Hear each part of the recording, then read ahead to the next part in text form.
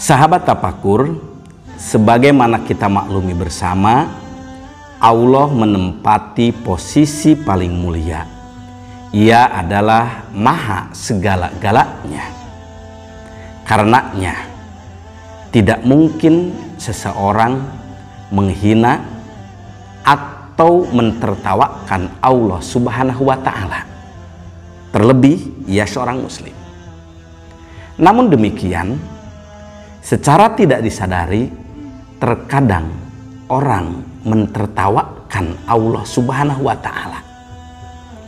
Hal ini mirip dengan fakta bahwa semua manusia sangat menghormati kedua orang tuanya, yang karenanya tidak mungkin seseorang akan menghina atau mentertawakan orang tuanya sendiri. Namun ternyata pada suatu kesempatan Rasul mengingatkan, minal kabair satmu rojuli walidayhi.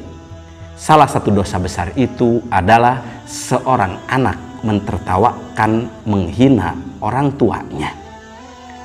Para sahabat bertanya, bagaimana mungkin seorang anak mentertawakan atau menghina orang tuanya sendiri? Rasul menyebutkan, ketika seseorang menghina orang tua orang lain, kemungkinan besar anak orang tua orang lain itu akan menghina balik orang tuanya sendiri.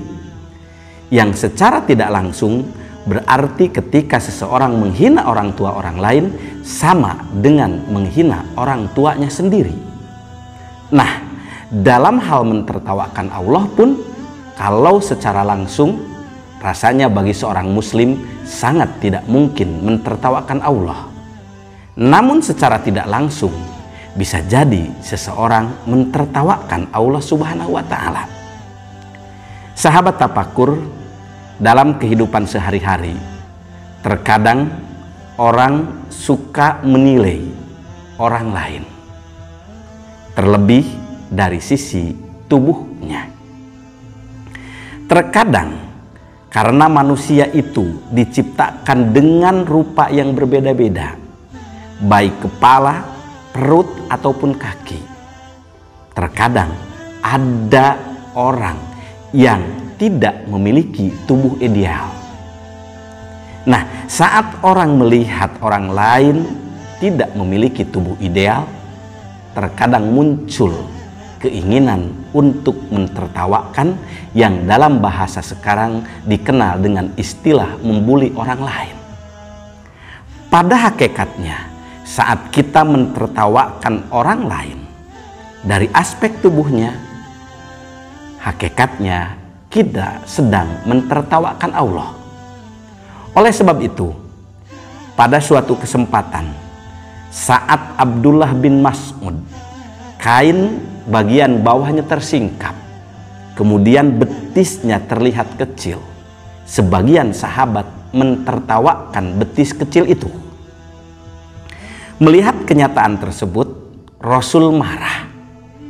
Ia bertanya kepada para sahabat, atadhakuna min daqqati syaqqaihi?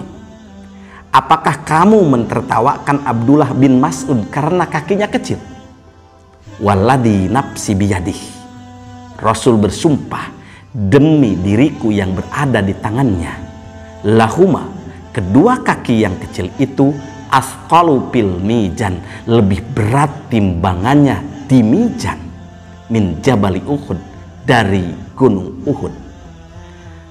Pernyataan Rasul tersebut mengingatkan kepada kita semua bahwa sejelek apapun seseorang, sekurang apapun seseorang, baik betisnya kecil, baik tubuhnya kerempeng, gendut, dan lain sebagainya, itu semua sebenarnya merupakan takdir Allah Subhanahu wa Ta'ala.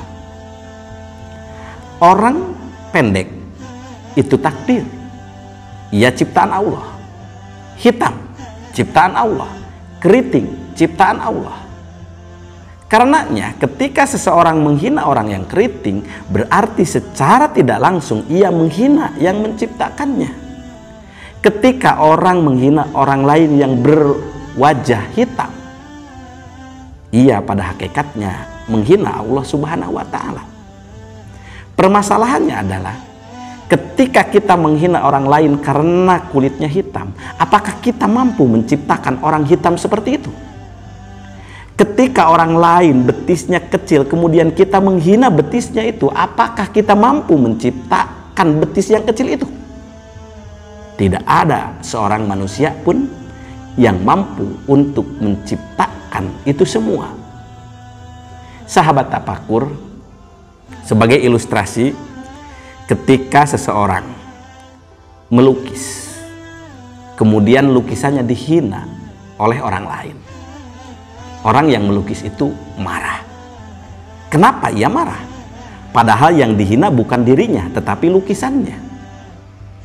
Itu mengisyaratkan bahwa ketika kita menghina lukisan, sama halnya dengan menghina yang menciptakan lukisan itu. Berarti ketika kita menghina manusia ciptaan Allah karena kekurangannya, kita sama dengan menghina Allah Subhanahu wa Ta'ala. Oleh sebab itu, selaku umat Islam, selayaknya dan memang kita harus menghargai manusia lain walaupun dari aspek tubuhnya memiliki kekurangan. Kekurangan itu ada kelebihannya. Sekali lagi, di balik kekurangan itu ada kelebihannya. Rabbana ma khalaqta hada batila. Jangan sampai kita mentertawakan Allah Subhanahu wa Ta'ala.